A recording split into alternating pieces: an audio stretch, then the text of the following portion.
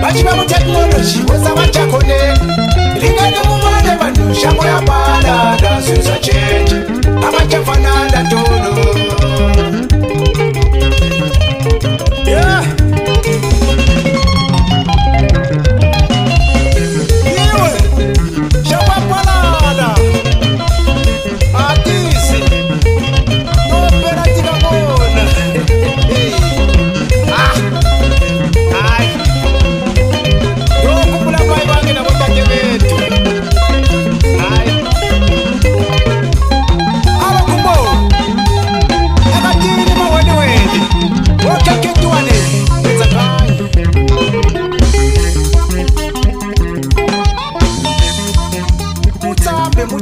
sana wangu senyakini kunakumba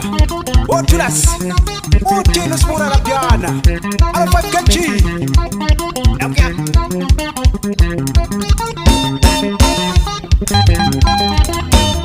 naswika njalo ndimoko chikalanga balume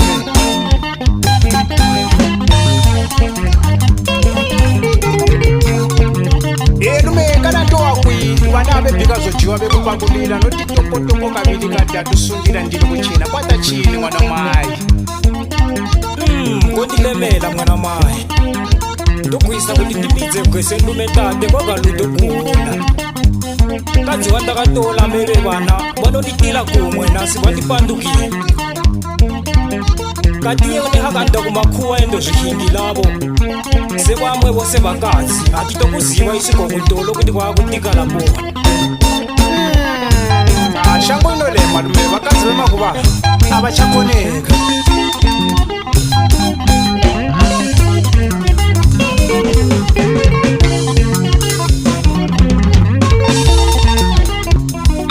ludokwanasiri kwandikoda vadume vachiti vo vanodevele vekati vakadzi vamwe avachakoneka vatowilela ivo vanodevela ntome isitanyala vanhu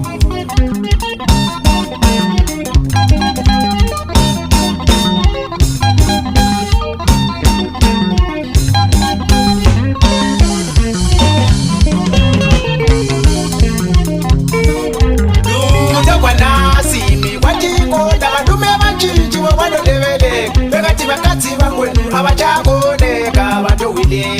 ivo vanodevela ntome isitanyala vanhu chakwendonema valume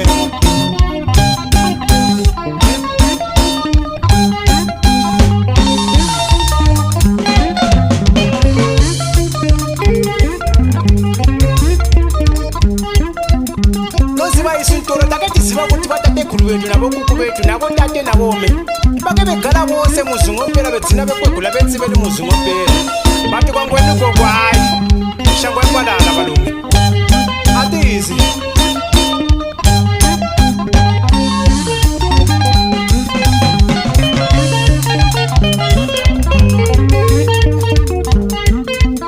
isintolo takakula tisiva kuti vatatekulu vetu navokuku vetu navotatename vake vegala vose vedzina vekwakula vetsiveli vose vanhu iko kanasi akuchatikala vanhu shango yapalala zvinhu zvachenji avachafanana ntolo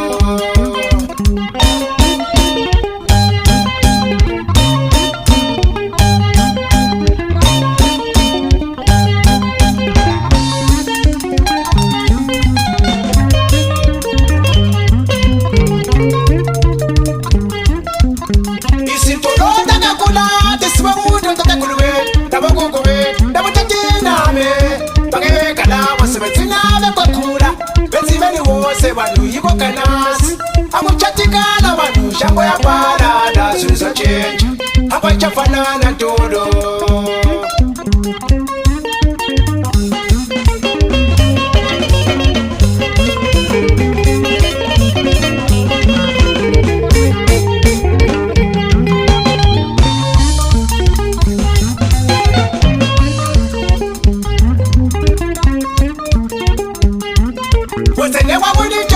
chemekwa vanaiva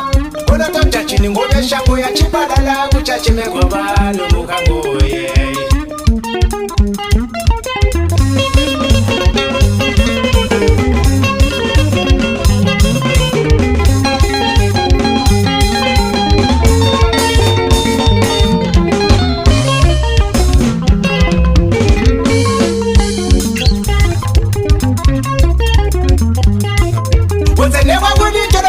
chemekwa vanaiva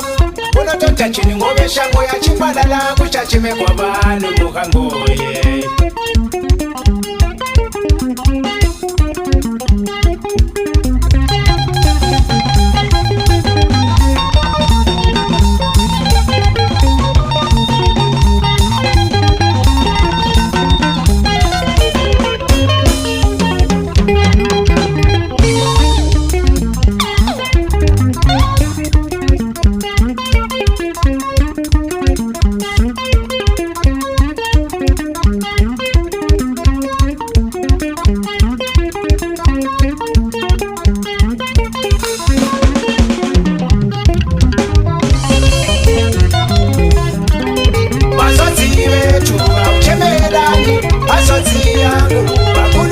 bethu awuthembe